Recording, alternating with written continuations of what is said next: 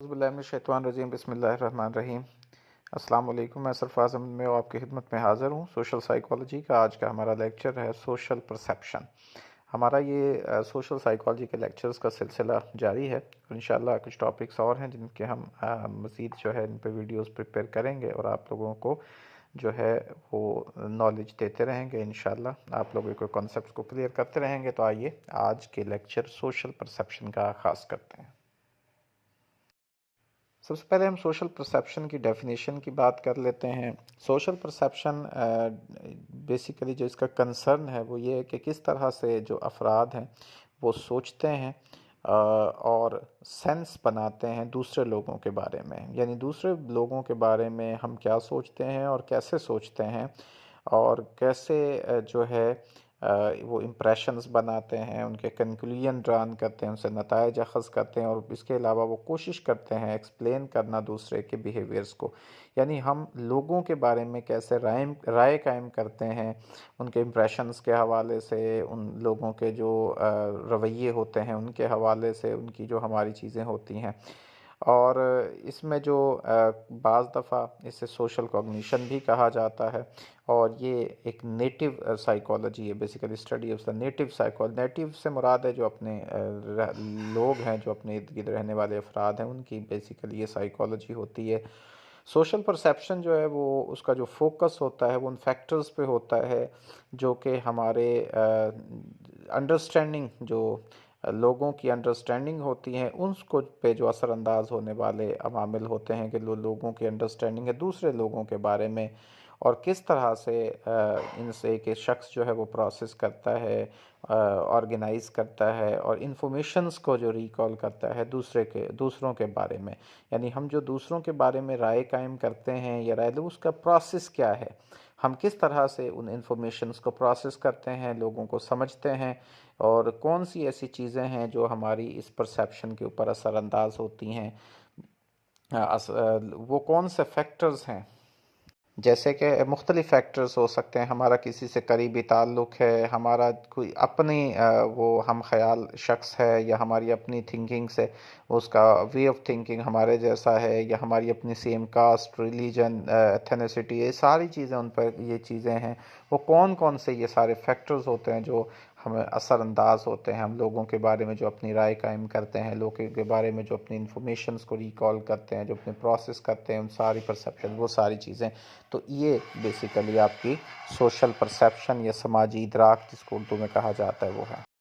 अब अगर हम बात करें तो इसमें बेसिकली हम दो जो चीज़ें हैं, दो जनरल क्लासेस हैं जिनके ज़रिए से जो डील करती हैं इस चीज़ को, कॉग्निटिव जो परसेप्चुअल प्रोसेस होता है उसको, यानी जो वकूफ़ी इदराकी अमल है उसमें दो ये क्लासेस होती हैं जिनके ज़रिए से हम लोगों के बारे में राय कायम करते हैं और लोगों के अपने जो इन्फॉर्मेशंस होती हैं उनको प्रोसेस करते हैं, ऑर्गेनाइज करते हैं और रिकॉल करते हैं।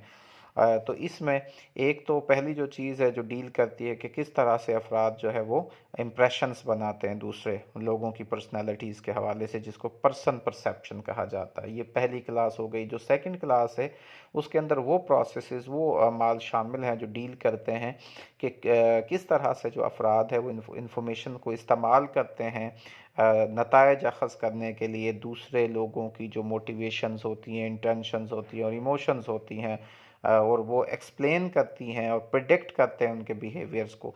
यानी एक शख्स है जो मोटिवेटेड है, हम उनके बारे में नताइज कैसे अख़ज़ करते हैं, वो चीज़ें कैसे बनाते हैं कि बंदा ये कितना मोटिवेटेड है किसी चीज़ के हवाले से, उसकी इतनी ज़्यादा इंटेंशंस हैं, उसकी इमोशंस हैं, तो फिर उसके बारे में हम राय काम करते हैं कि ये शख्स किस तरह से होगा। जैसे हम किसी को कहते हैं जी ये बहुत मेहनती है, ये बहुत हार्ड वर्किंग है, ठीक है, ये आगे बहुत आगे जा सकता है। तो ये हम कंक्लूजन बनाते हैं उन इन्फॉर्मेशंस को इस्तेमाल करते हुए जो हमारे मिलती हैं। तो सेकंड क्लास का ताल्लुक उन प्रोसेसेस से है जो इन चीज़ों को डील करते हैं और हमें कंक्लूजन तक पहुंचने में मदद देते हैं। पहला जो था वो बेसिकली है जिसमें कि इंप्रेशंस बनते हैं, दूसरा वो है जिसमें कंक्लूजन तक पहुंचा जाता है। ये दो क्लासेस हैं जो इनको डील करती हैं।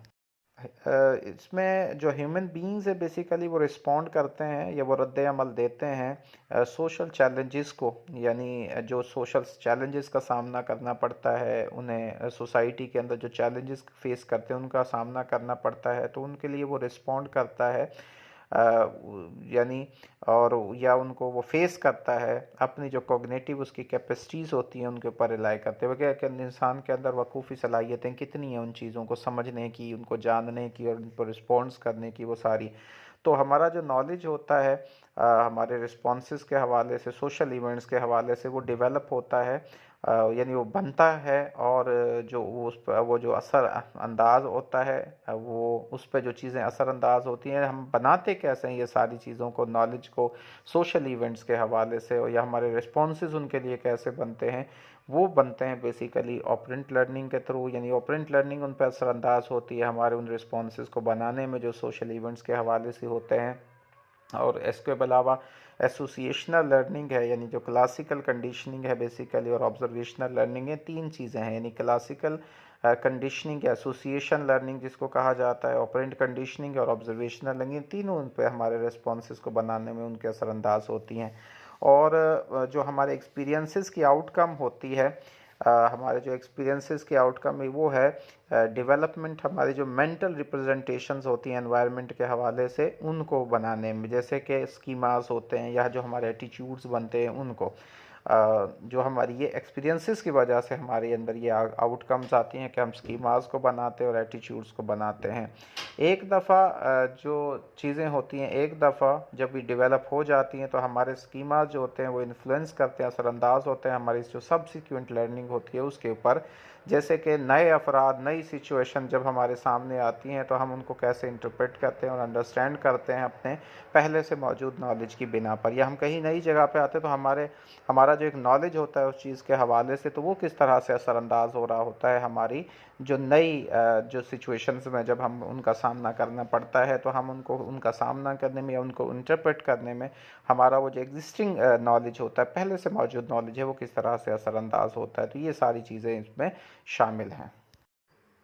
एक इसमें अब अकोमोडेशन आती है। अकोमोडेशन तब होती है जब जो एग्जिस्टिंग स्कीमाज हमारे जो पहले से हमारे एक चीज़ में माइंड में चीज़ें बनी होती हैं वो चेंज होते हैं नए जो इंफॉर्मेशंस के बेस पर। यानी पहले से हमारे जो स्कीमाज या जो हमारा एक सोच बनी होती है बेसिक किसी चीज़ के हवाले से, वो जब उसमें एक नई चीज़ चेंज हम लाते हैं, क्यों चेंज आती है? नए नॉलेज की वजह से, नई इंफॉर्मेशंस की वजह से।